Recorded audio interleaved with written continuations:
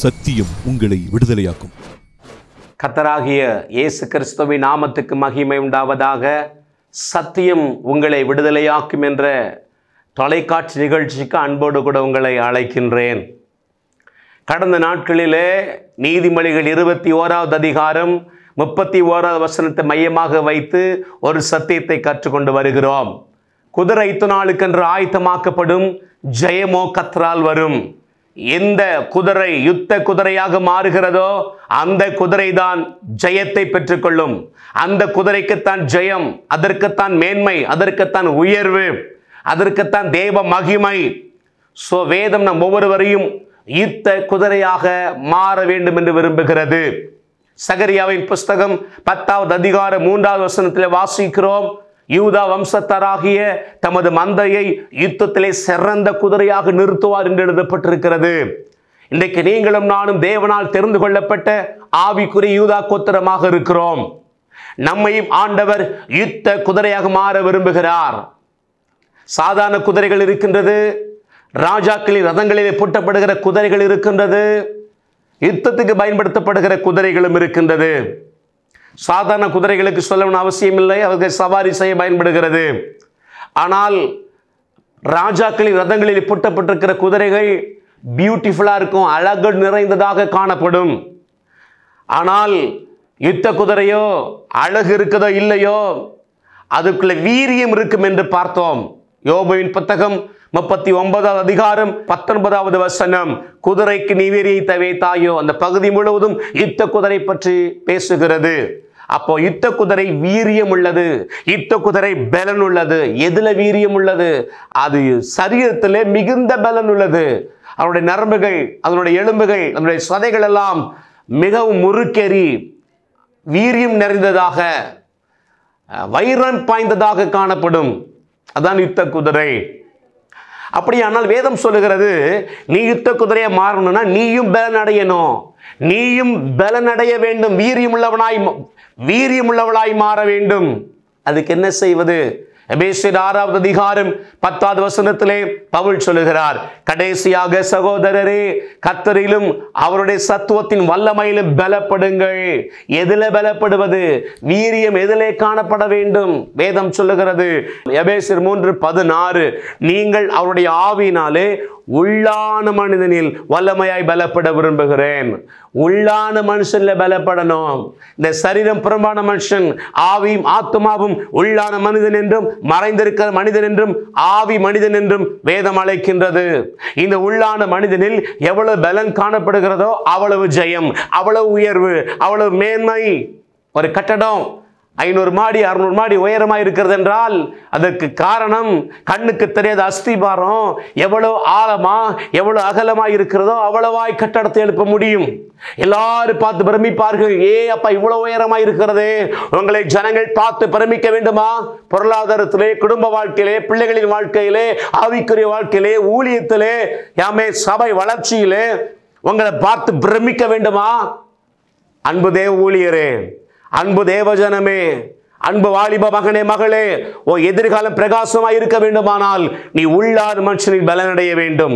நீ யுத்த குதிரையாக மாற வேண்டும். அப்பொழுது ஆசீர்வாதங்களை நீ தேடி ஓட வேண்டிய அவசியம் இல்லை. ஆசீர்வாதங்கள் உன்னை தேடி வரும், உன்னை தேடி வரும். நேரத்தையும் சமயத்தை ஒதுக்கி ஆவி மனுஷன் பலனடைய அர்ப்பணிக்க வேண்டும். அதற்கு முதல் காரியத்தையும் 2வது காரியத்தை பார்த்திருக்கிறோம். முதலாவதாக ஏசாயா தீர்க்கதரிசன புஸ்தகம் 40வது அதிகாரம் 31வது வசனத்தில் இப்படி வாசிக்கிறோம், கர்த்தருக்கு காத்திருக்கிறவர்களோ புது பலன் அடைந்து. யார் யாரெல்லாம் தனி ஜபத்துக்கு முக்கியத்துவம் கொடுக்கிறார்களோ, தனியா தேவ சமூகத்தில் காத்திருந்து உறவாடுகிறார்களோ அவர்கள் ஆவில பலன் அதிகரிக்கும். அன்பு சகோதரனே, அன்பு சகோதரியே, தாயே, தகப்பனே, வாலிப மகளே, மகனே, என் வாழ்க்கை அற்புதம் நடக்கவில்லை என்று யோசிக்கிறாயா? உன்னை நீயே கேட்டுப்பாரு சகோதரா, உங்களே நீங்க கேட்டு பாருங்க. எவ்வளவு நேரம் தேவ சமூகத்தில் காத்திருக்கீங்க, மணிக்கணக்க மற்றவங்களோடு பேசுறீங்க, உலகத்தோடு நேரம் செலவழிக்கிறீங்க, சோசியல் மீடியாவில் நேரத்தை செலவழிக்கிறீங்க. எப்படி அற்புதம் நடக்கும்? எப்படி மாற்றம் வரும்? ஆவி ட்ரையா இருக்கு, ஆவியில பலன் இல்லை, வெளியே நீங்க பகட்டா இருக்கிறீங்க. வெள்ளை வெள்ளை வெளியே போட்டிருக்கீங்க, போடுறது தப்பு இல்லை, நான் சொல்லல, போடுறது தப்புன்னு சொல்லல. ஆனா வெளியே வெள்ளடிக்கப்பட்ட கலரையா இருக்கிறீங்க. உள்ள பலன் இல்லையே, உள்ளே பலன் இல்லையே. தேவனுக்காக வைராக்கியம் பாராட்டுகிற மாதிரி பேச்சுகள் காணப்படுகிறது. பேச்சுல குறையே இல்லை. ஆனா தேவ சமூகத்தில் காத்திருக்கீங்களா? தேவ சமூகத்தில் காத்திருக்கீங்களா? காத்திருக்க காத்திருக்க காத்திருக்க கழுகுகளை போல செட்டைகளை அடித்து உயர எழும்புவீர்கள். நடந்தாலும் இளைப்படையார்கள், ஓடினாலும் சோர்ந்து போகார்கள். உங்க ஆசுவாதத்தை தடுக்க யாராலும் முடியாது. ஏன்னா நீங்க யுத்த குதிரையை மாறுவீர்கள். இரண்டாவதாக, புறமான மனுஷனுக்கு போஜனத்துல பலன் இருக்கிறது. அந்த போஜனத்தின் பலத்தினாலே எலியா 40 நாட்கள் நடந்தான். அதே போல உள்ளான மனுஷனுக்கு போஜனம் இருக்கிறது. அதே போல உள்ளான மனுஷனுக்கு போஜனம் இருக்கிறது. என்ன போஜனம்? போன வாரம் பார்த்தோம். அப்பமாகிய வசனம், இறைச்சியாகிய வசனம், பாலாகிய வசனம், தேனாகிய வசனம். அப்பம், இறைச்சி, பால், தேன் புறம்பான மனுஷனுக்கு ஆகாரம். ஆனால் அத்தனை ஒட்டுமொத்தமா வசனத்தை அடையாளப்படுத்துகிறது. யார் யாரெல்லாம் இரவும் பகலும் வேதத்தை நேசித்து வாசித்து வாக்கு தத்தங்களை குறித்து வைத்துக் கொண்டு அந்த வாக்கு தத்தங்களை இரவும் பகலும் நினைத்து அந்த வாக்கு தத்தங்களை வாய்விட்டு அறிக்கை செய்து அந்த வாக்கு தத்தங்களை விசுவாச கண்களை யாரெல்லாம் பார்த்து தேவனை துதித்துக் கொண்டே இருக்கிறார்களோ அவர்கள் ஆவியிலும் பலனடையும், ஆவியிலும் பலன் பெருகும், வாழ்க்கையிலும் பிரமிக்கத்தக்க மாற்றங்கள் உண்டாகும். 100% வசனத்தின்படி நடக்க வேண்டும். அது இன்னொரு பகுதி. இன்னொரு 100% வசனத்தினால் ஆவிய உள்ளான மனுஷனை பலப்படுத்த வேண்டும். ஏன்னா உள்ளான மனுஷனுக்கு ஆகாரம் அது. நன்மை வரல, பிளெஸிங் வரலன்னு சொல்லி பெருமிச்சோடு இருக்கிற தேவ ஜனமே, இந்த வேதத்தை எவ்வளவா நேசிக்கிறீங்க? இரவு பகலும் அதை நேசித்து வாசித்து அதை நினைத்து அறிக்கை செய்து விசுவாச கண்களை பார்த்து வசனத்தின்படி வாழ அர்ப்பணிச்சிருக்கீங்களா? நீங்க தான் யுத்த குதிரை. உங்க ஆவி கண்டிப்பா பலன் அடையும். உங்க ஓய்வை யாராலும் தடுக்க முடியாது. இன்றைக்கு 3வது ஒரு காரியத்தை சுருக்கமாய் உங்கள் மத்தியில் சொல்ல நான் விரும்புகிறேன். அப்போஸ்தலர் நடபடியின் புஸ்தகம் 1வது அதிகாரம் 8வது வசனத்தில் வாசிக்கிறோம். அப்போஸ்தலர் 1வது அதிகாரம் 8வது வசனத்தை வாசிக்கிறோம். பரிசுத்த ஆவி உங்களிடத்துல வரும்போது நீங்கள் பலன் அடைந்து, பரிசுத்த ஆவி உங்களிடத்துல வரும்போது நீங்கள் பலன் அடைந்து. ஆமென். பரிசுத்த ஆவியானவரின் அபிஷேகத்தை பெற்றுக்கொள்ளும் போது நம்முடைய ஆவி பலன் அடைய ஆரம்பிக்கிறது. அபிஷேகத்தை பெற்றுக்கொண்டு 1 கொரிந்தியர் 14:4 அந்நிய பாஷையிலே ஜெபிக்க ஜெபிக்க ஜெபிக்க ஜெபிக்க உள்ளான மனுஷன் வீரியம் கொண்டு பலனடைய ஆரம்பிக்கிறது. அந்நிய பாஷையிலே பேசுகிறவன் தனக்குத்தானே பக்தி விரித்துண்டாக பேசுகிறான் என்ற கிரேக்க வார்த்தைக்கு பல அர்த்தங்கள்ல ஒன்று, அவன் ஆவிக்குரிய கட்டடத்தை கட்டுகிறான். அந்நிய பாஷையை பற்றி இகழ்வோர் இகழட்டும், கேலி செய்வர் கேலி செய்யட்டும். ஆனா வேதம் சொல்லுகிறது, ஏசாயா புத்தகத்துல வாசிக்கிறோம், பரியாச உதடுகளினாலும் அந்நிய பாஷையினாலும் இந்த ஜனத்தோட பேசுவார், இளைப்படைந்தவனை இளைப்பாற பண்ணத்தக்க ஆறுதல் இதுவே என்று சொன்னாலும் கேட்க மாட்டோம் என்கிறார்கள். ஐயா, இளைப்படைந்தவனுக்கு ஆறுதல் அந்த அபிஷேகம் தான். பேச பேச கட்டுகள் உடையும், கண்ணிகள் தெறிக்கப்படும், சங்கிலிகள் அறுக்கப்படும், பிசாசு அஸ்திபாரங்கள் அசையும். இன்னும் சொல்லப்போனா சாத்தானுக்கு கிறுக்கு பிடிக்க வைக்கும் இந்த ஆவியில நிரம்பி பண்ணுகிற ஜபம். எந்த சமயத்திலும் ஆவினாலே ஜபம் பண்ணி பவுல் எபேசியர் 6 சொல்லுகிறார் பார்த்தீர்களா? இதுக்கு பேர் யுத்த ஜபம். இதுக்கு பேரு அந்நிய பாஷை அல்ல, அக்கினி பாஷை. கிரேக்க பதத்திலே சரியான அர்த்தம் அக்கினி பாஷை. ஒரு அக்கினி என்ன செய்யுமோ அத்தனையும் செய்யும். தீமையை விரட்டும், நன்மையை கொண்டு வரும். தீமையை விரட்டி நன்மையை கொண்டு வர ஆரம்பிக்கும். ஆகவே தான் வேதம் சொல்லுகிறது, பரிசுத்த ஆவி உங்களிடத்துல வரும்போது நீங்கள் பலன் அடைவீர்கள். எப்படி பலன் அடைவீர்கள்? சிலர் சொல்றாங்க, நாங்க ஆவியானவர் கூட தான் இருக்கிறோம், அபிஷேகத்தை பெற்றுட்டோம், ஆனா அந்நிய பாஷை பேச மாட்டோன்றாங்க. நீங்க அப்போஸ்தலர் நடபடிகள் புத்தகத்தை முழுவதும் படியுங்கள். எங்கெல்லாம் ஆவியானவர் ஊற்றப்பட்டாரோ அங்கெல்லாம் அந்நிய பாஷையின் அடையாளத்தோடு ஊற்றப்பட்டிருக்கிறார். அந்நிய பாஷை பேசுவது ஆவியானவர் என்னோடு கூட இருக்கிற ஆவியானவர் எனக்குள் வந்துவிட்டார் என்ற ஒரு இனிஷியல் எவிடன்ஸ். திரும்ப திரும்ப அது ஆவியில பேச பேச பேச ஆவியில உறவாடுகிறோம். நம்ம ஆவியும் பரிசுத்த ஆவியில பின்னி பிணைகிற அனுபவம் உண்டாகிறது. நம்மையும் அறியாம ஆவி மனிதனில் உள்ளான மனுஷனை பலனடைய ஆரம்பிக்கிறோம், வீரியம் உடையவர்களாய் மாற ஆரம்பிக்கிறோம். இன்னும் ஒரு விதத்தில் சொல்ல போனால் யுத்த குதிரையாக மாறுகிறோம். யுத்த குதிரையாக மாற மாற ஜெயம் வீட்டை தேடி வரும், நன்மை வீட்டை தேடி வரும், வேலை வீட்டை தேடி வரும், திருமண வீட்டை தேடி வரும், குழந்தை தானா தேடி வரும், ஆத்துமாக்கள் தானாய் தேடி வருவார்கள்.